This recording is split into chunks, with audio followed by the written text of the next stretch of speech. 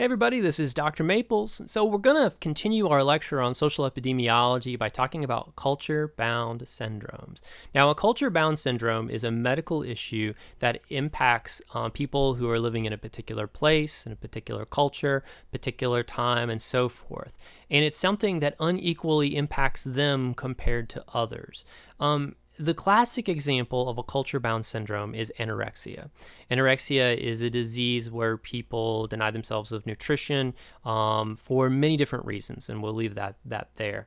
But this is a disease that we don't really see in most places in the world. In fact, our high rates for anorexia are the United States and France. Why is that? Well, there's been arguments made that these are culture-bound syndromes. Both the United States and France are fashion centers. They are places where how you look shapes how you might expect people would treat you. The looking glass self there. Likewise, too, it could even be sort of an ascribed or achieved or master status, your appearance to others. Nonetheless, this is one where a lot of scholars have argued that this is a place, too, where we have unreachable expectations of beauty. I think if we've learned anything from looking at the ability to edit pictures on things like Instagram, TikTok, and all these different things, so we can edit how a picture is presented to others, we realize that we probably have a pretty flawed self-image when it comes to thinking about beauty. We routinely see people photoshopping pictures to the point that you can, there's entire Reddits focused on just showing and catching these different flaws of people where they have edited things beyond where they're medically possible. We could even talk about Barbie dolls, who for many generations had anatomically impossible measurements. They had a waist that was actually thinner than most children would be at age 3 or 4. So it was a really big thing. Anorexia continues to be a major issue in the United States as fashion begins to be a thing. We're not saying that's the only cause. There could be lots of different causes, but it is something that some scholars have argued. We can also think about this, though, in terms of Appalachia. I like to tie things back to areas that I know really well, and Appalachia is right here in our backyard. We can see in recent years that medical deserts have become a culture-bound issue.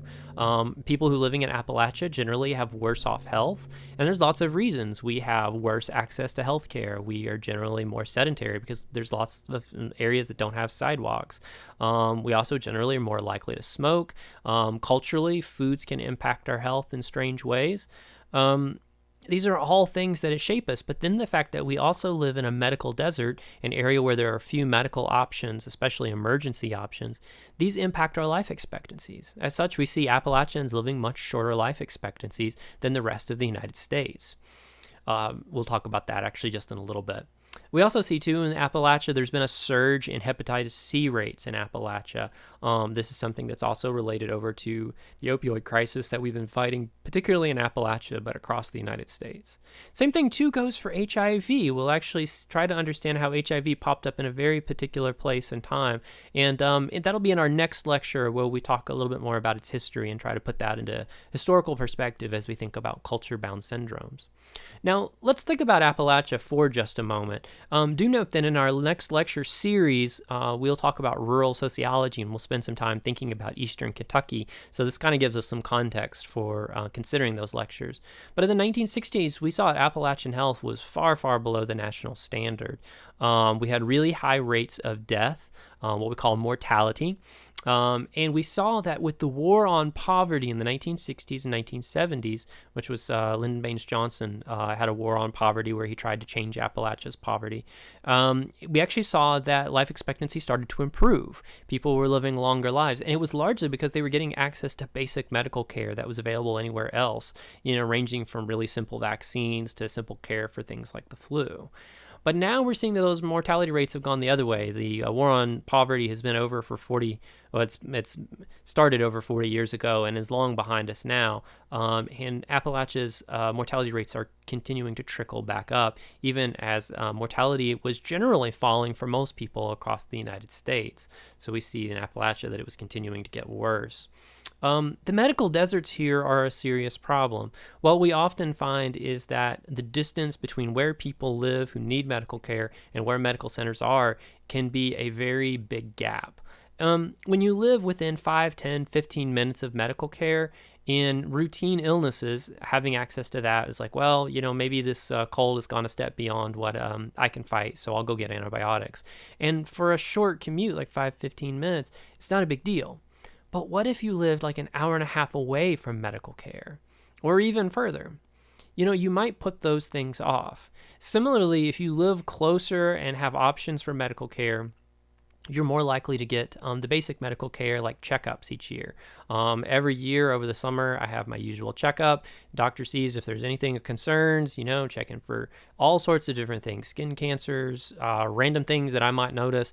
Hey, are you having any trouble with this, and this? Nope, everything's good. All right, well, I'll see you next year.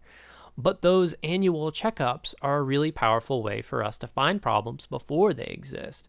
And that's where, again, with Appalachia being far from medical care, or sometimes just not having great medical care in an area, you don't get the advantage of trying to catch problems before they develop.